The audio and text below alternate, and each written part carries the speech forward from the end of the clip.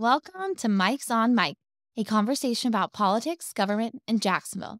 Join 50-year opinion leaders Mike Hightower, Mike Tolbert, and award-winning broadcaster and longtime political observer, Mike Miller. Welcome once again to Mike's on Mike. Very happy to have you with us today, and we've got a very special program here for two reasons, actually. First, we want to announce that the Jacksonville Historical Society is partnering with Mike's on Mike as our main sponsor. We want to thank both Dr. Alan Bliss as well as the staff and the JHS donors for helping us in supporting Mike's on Mike. So once again to Alan, to the staff. Thank you all. Everybody else, thank you so very, very much. Appreciate that. The second reason today's podcast is as special as we believe it is because we have joining us the former sheriff of Duval County in the city of Jacksonville, the Honorable Nat Glover. And Sheriff, it's great to have you with us. Mike, great to be here. And Mike. And Mike. Yeah, okay. I'm just trying to think. No, you're not the first. I'm glad you remembered all our names. Yeah. I mean, he's got a sign in front of him that says Mike. yeah. Before we go on, I wanted to find just something to bring with me to show you our appreciation for having you on. So with that, and this is a little inside, folks, so get Nat's book. But here are two napkins I wanted to bring you.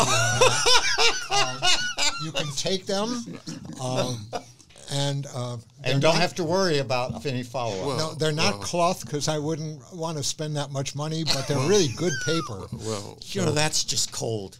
Well, that is just cold. I thought you were incapable of going that low, Mike, but I see. Oh, no. I can go lower than that. Don't worry about it. We'll be He can race to the bottom quicker than anybody we know, except for Tolbert. Tolbert is there. Yeah, I know. I'm still working on that one.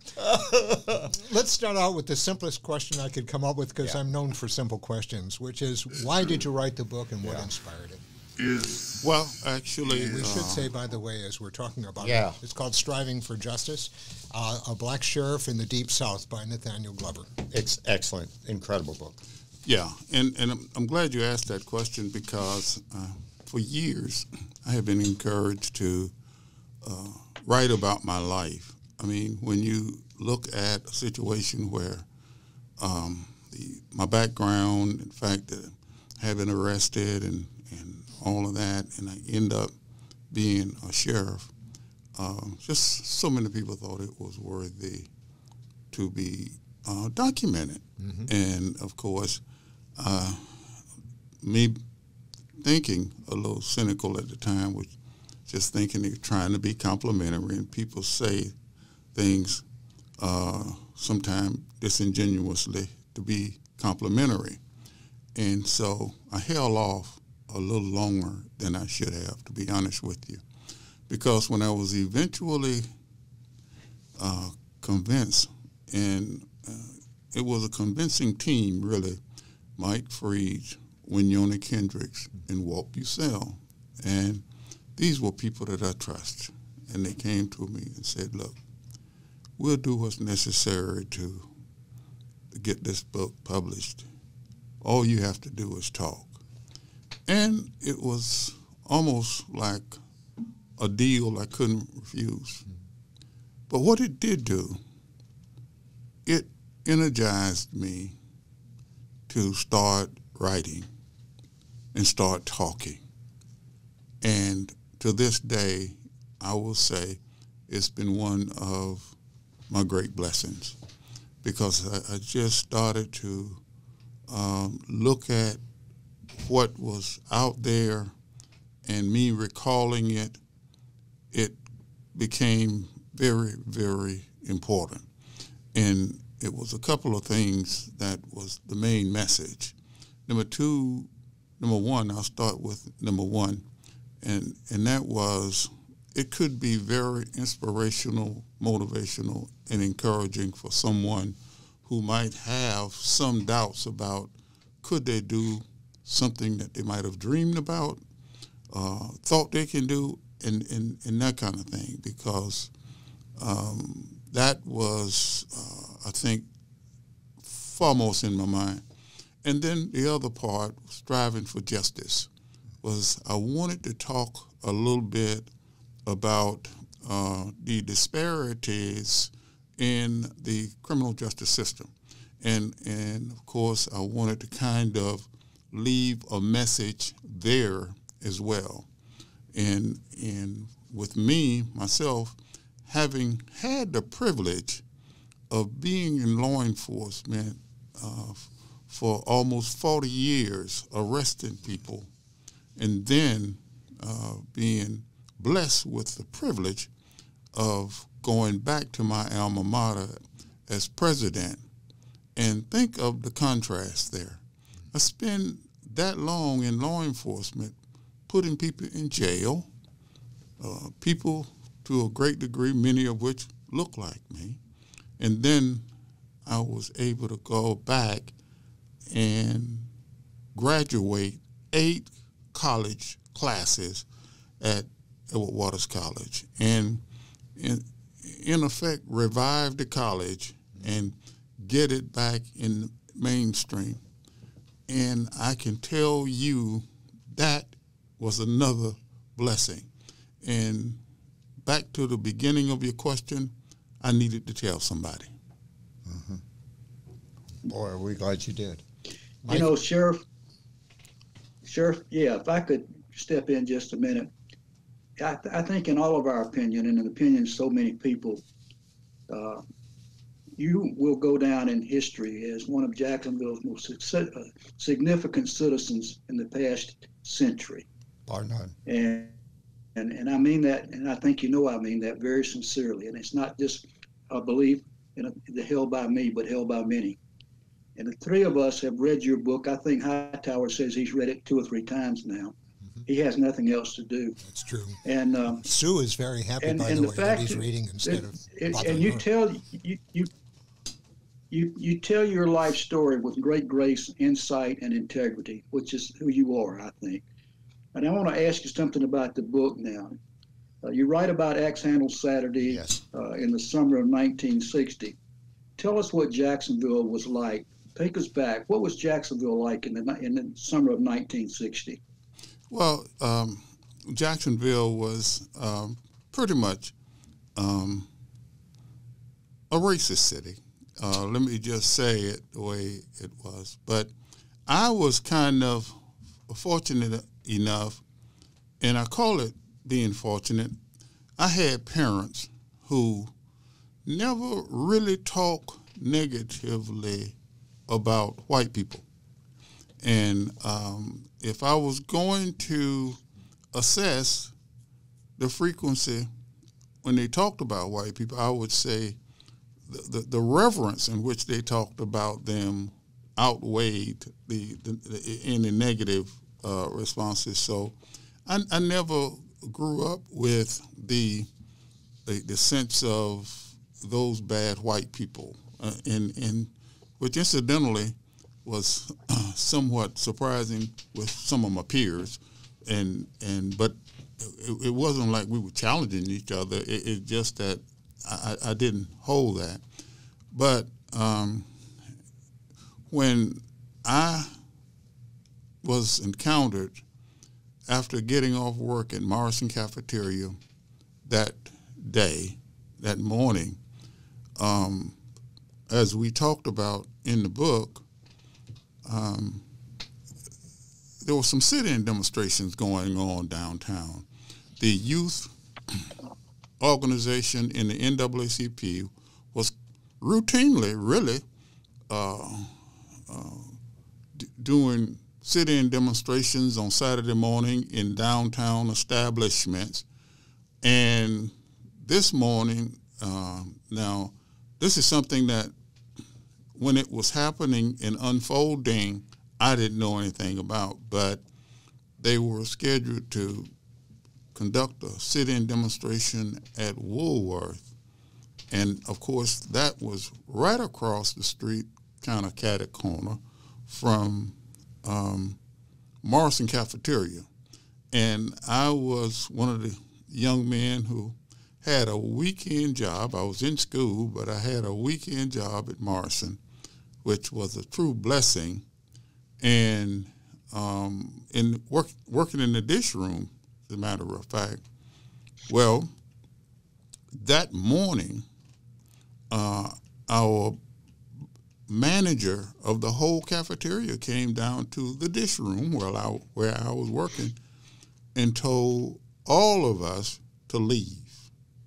Get out of here right now.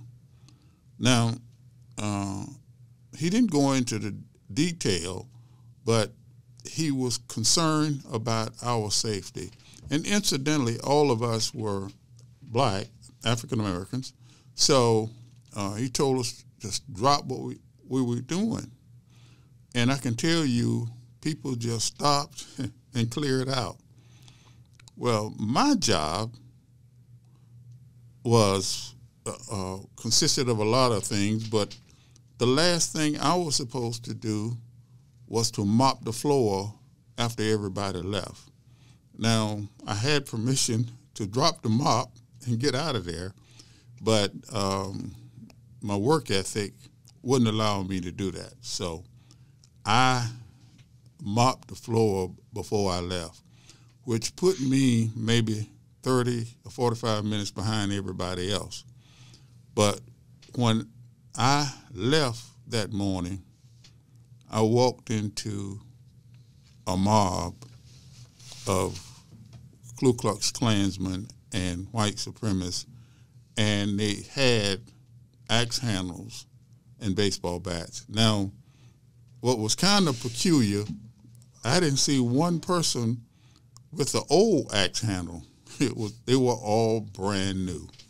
And they quickly encircled me, and they started to hit me. And it was a police officer standing just outside of the circle where I was in the middle, and they were calling me all kind of names other than Nathaniel, and actually hitting me. And so I got an opportunity to run to the officer and ask him, please help me. And he said, you better get out of here before they kill you. And I ran.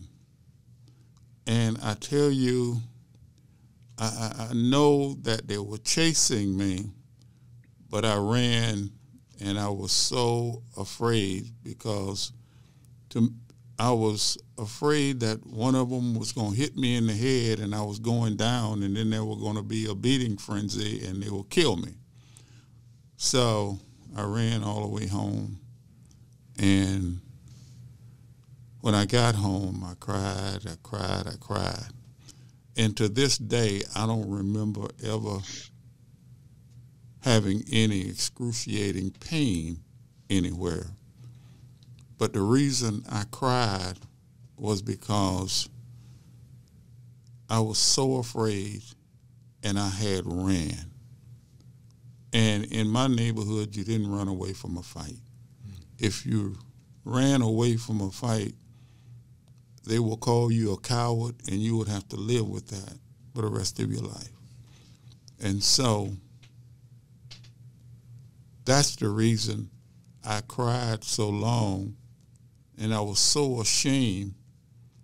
And so when I stopped crying, I said to myself, and I made this pledge, that I would never run away from another fight. I would rather die before I did that, because I never wanted to feel like that again. And I can tell you the worst moment in my life, and I've referred to it as a possible contemporary lynching attempt at the time. If they had killed me, that's what it would have been. But what it did, it gave me a sense that all challenges that I was confronted with that took courage, if I walked away from it, I knew that that day will come back on how I felt. So that, in a way, encouraged me to confront whatever the challenges are and it changed my life. So if you look at it in its quintessential sense, you could very well say it was a positive more than a negative as it relates to me. And so I survived it, but I think it made me a better person. Well, there's no question God had another purpose for you. I mean, there was no question God had another purpose for you. And you've spent your whole life fighting for others. So, yeah, I can't imagine what you went through, but he had another purpose for you, and you did it. Well, I appreciate you going to the spiritual side of it, because I think that was the essence of it. And I sometimes think to myself, the Lord probably said, I want to put a level of courage in you that would be second to none, but I'm going to have to work a little hard on you. So he sent me through something real difficult, and that was one. I think the Lord could have been a little more subtle, and I would have got the message. But it was quite frightening. We won't go there to have we won't judge. We won't judge him on that one. Thank you, Michael. Wow, what a powerful story! Yeah, extraordinary. And I guess it must seem like it was just yesterday. It's always right there. And a side story, and I remember when I was delivering a speech as sheriff, and a gentleman came up to me, and he said, I would like to talk to you, please.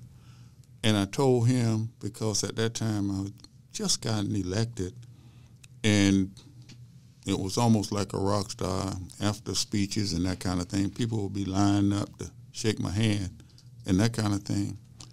But this guy stood off to the side, and he waited, and he waited. And after I finished shaking all of those hands, after that speech, he walked up and said he wanted to apologize. And I said to him, what did you do? He said, I was there that Saturday morning. Wow. Golly. Now listen. That's got to be heavy. Now, you get another wow when you looked in this man's eyes and he was crying. He had tears coming down. And he asked me for forgiveness. And of course, I forgave him. And to this day, maybe I should have gone into a little more detail and tell him it had been somewhat of a blessing for me, too. But I didn't, but I certainly made it clear to him that I forgive you. Now, I'm sorry that I didn't question him a little more, because when he apologized, I thought he might have been one that was in the group. But he could have been just one that was there that morning. Just observing. Yeah. And step in to help you. Yeah. But in any event, it was a moving moment.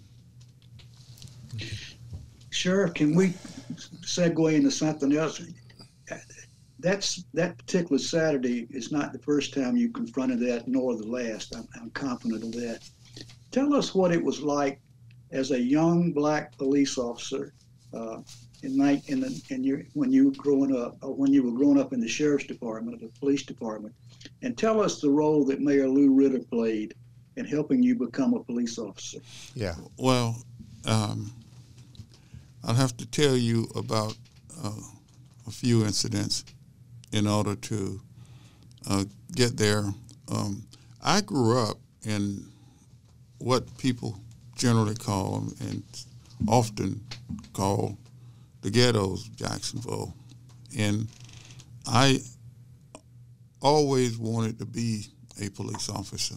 I used to listen to the radio programs, and didn't have anything close to a TV, but kind of a side note to that, the people next door did have a TV, but they put it directly in front of their window. Oh, so you can. And I was able to look across and occasionally see TV program. But listen to the radios and listen to Dragnet, Michael Shane, Johnny Dollar, and all of that. But I wanted to be a police officer, and I wanted to be a detective. Now, at that time, there were really no, maybe they had one or two black detectives, but that was a lofty goal. And what I actually saw in my neighborhood of police officers, they would come in the neighborhood and they would visit certain houses.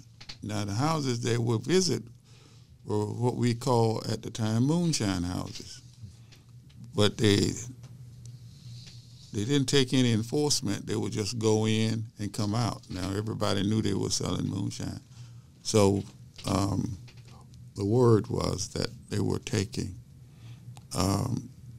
some kind of encouragement not to do any enforcement. So I don't know about that, but it did not discourage me.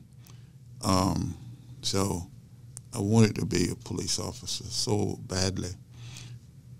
But I was working at Morrison Cafeteria and I got arrested after work one night. And the reason I got arrested was that the police had Morrison staked out. Apparently, the cafeteria had complained about some of the employees stealing steaks, the sirloin steaks.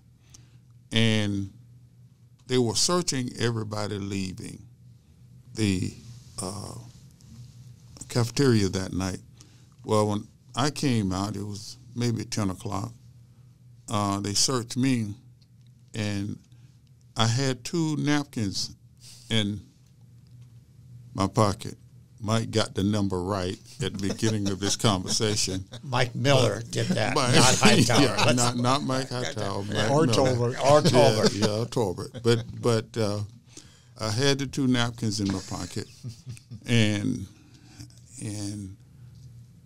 when the detectives searched me, they found the napkins, and they said, if you don't tell us who's stealing these steaks, we're going to put you in jail for these napkins. Now, first, I didn't believe that, and secondly, I didn't know who was stealing the steaks.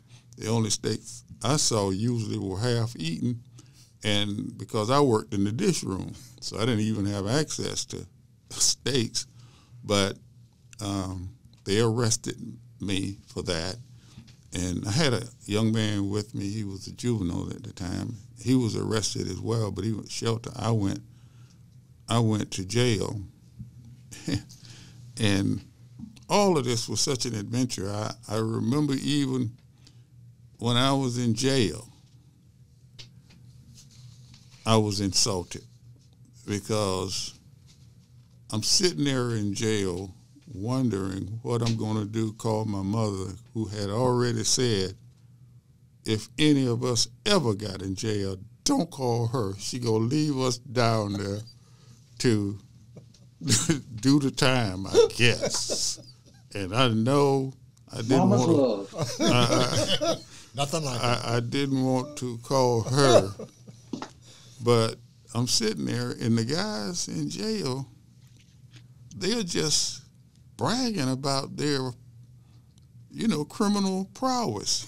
I mean, had one guy talking about how many houses he broke in, another guy talking about how many robberies he made and he had committed, and another guy talking about how many cars he stole. And I was sitting there with my head down, hoping they didn't ask me anything. 2 napkins. Thank you, Mike. You're so helpful. but This is Mike Miller's last year. Yes. It's going to be 2 mics on Mike after this. Yeah. So I was, and they asked me, hey, buddy, what did you steal? What did you do? So I tried to blow it up a little. I said, larceny. That worked for a minute until he said, what did you steal? So I tried to whisper 2 napkins. And they just all did the same thing my interviewers are doing. They just all just laugh. He calling the other guys down the block. We got a guy in here stole 2 napkins. But it was a total humiliation. But let's clarify now why you had the napkins in your pocket, because you didn't steal them. No. It wasn't the intent to steal them.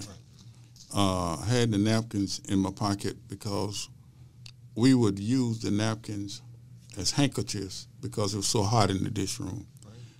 And I'm glad you asked that, because the next morning when I went to court, the manager of the cafeteria came down and testified on my behalf.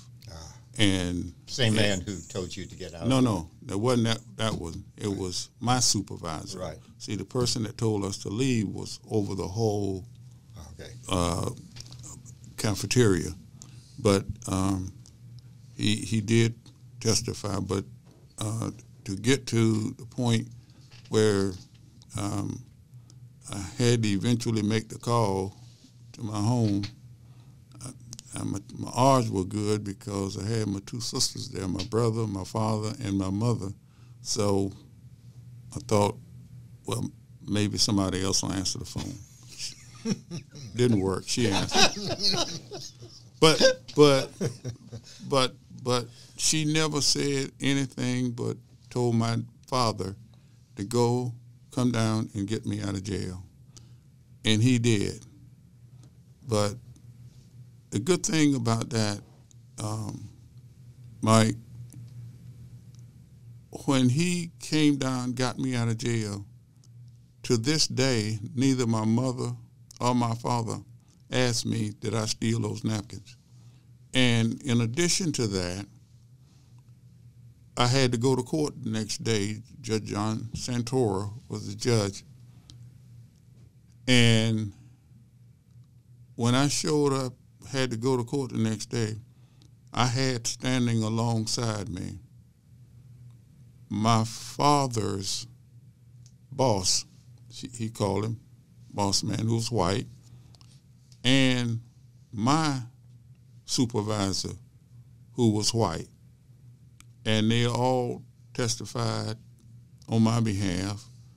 Now, some police officers had already told my father to tell me to plead guilty, and they assured him that nothing would happen. And my father told me to plead guilty, and I did plead guilty. And after my father's boss testified on my family, and my boss testified about me and the circumstances of the napkins, and it wasn't an unusual thing for people who work in the dish room to have a napkin in their pocket, using it as a handkerchief. The judge discharged the case.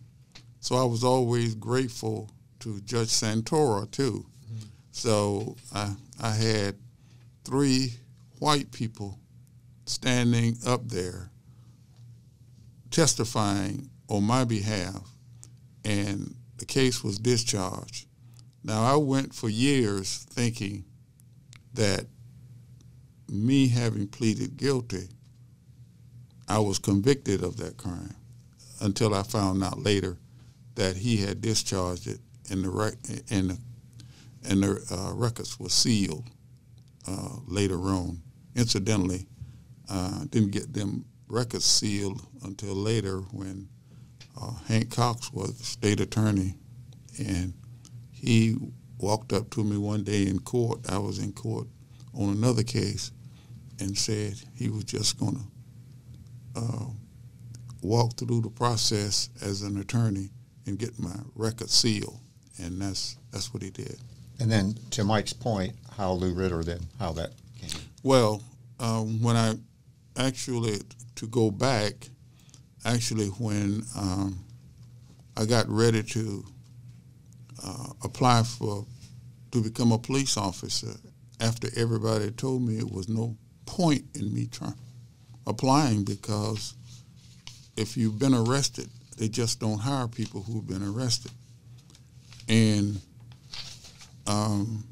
but for whatever reason, I said I was going to try anyway, and I applied. Now this is after I had graduated from college, and I was thinking that the college degree will make a difference, because at that time you could become a police officer with a high school degree or a GED, and so it looked like that nothing was going to happen though, because when I applied, nothing really happened until one day my brother called me, and he said, who incidentally he was the manager at the black folk pool on 4th and Jefferson, told me to come down. He wanted me to meet somebody, and when I went down there, he wanted me to meet an officer by the name of Marvin Young, who was an African American officer. And the thing about Marvin Young was he was one of those African Americans who were able to speak extremely well, and some would call even proper, and some would use the term, he tried to talk like white folk, and so he was just one of those individuals. And my brother told him my story, that I was trying to become a police officer.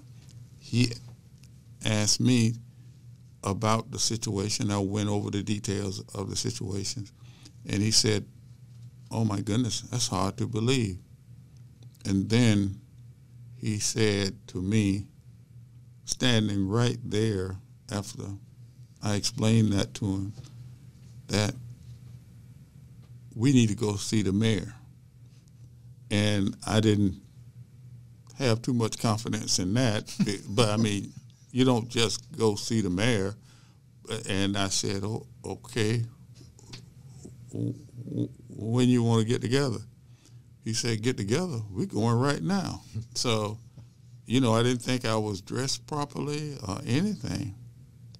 So I said, okay. But again, my cynical nature kicked in. So I'm trying to do what my brother told me to do. He was my older brother. And I said, okay, to myself, we just go ahead and get this over with. And we went downtown and went to City Hall, got on the elevator, went up, and I'm just in tow. I'm right behind him, trying to make sure we check this box. And so I can tell my brother I did what you told me to do. And when Marvin Young walked in that office, the secretary jumped up and said, "Hey, Marvin, how's the children?" And then started calling the children names. I said, "Oh my God, we own to something here."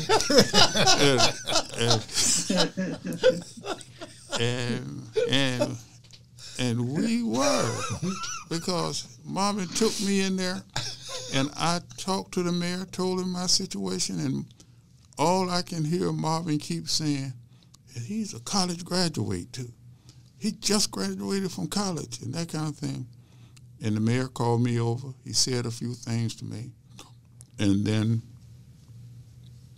I left. And I really didn't think, the mayor was going to do much about it. But I learned later that the mayor went down to the civil service administration building and told the administrator that he wanted Nathaniel Glover to take the test. Wow. to become a police officer. And she said, we saw his application, and we have looked at it, and we know he's a college graduate and all of that, but we do not hire people who've been in jail. As simple as that. And oh, by the way, Mr. Mayor, I do not work for the mayor's office. I work for the Civil Service Board. They had, I think, a 5-member board then. And the mayor told her, by the way, I'm looking at appointing some new Civil Service Board members. It's good to be king, isn't it? Yeah. And he turned around and walked off. And Nathaniel Glover got called down to take the test.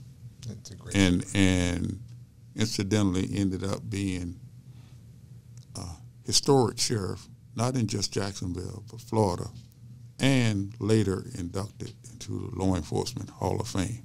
Wow. Guys, I'm going to jump in here for just a moment. We have only scratched the surface of this great man's story. There's so much more to talk about. We want to talk about his years as being sheriff. We want to talk about the mayoral campaign that he had. There are just so many other things that we want to do. We want to split this up, if we can, into 2 segments. So we're going to wrap things up for this edition of Mike's on Mike. And once again, we want to thank Alan Bliss and everybody at the Jacksonville Historical Society for sponsoring our program and having you on board as a partner is a great honor for us, and we are very, very grateful for that. Sheriff, we're going to just take a short time out, and then we'll all be back, and we'll begin the conversation again and start talking about your years as sheriff, as well as your campaign.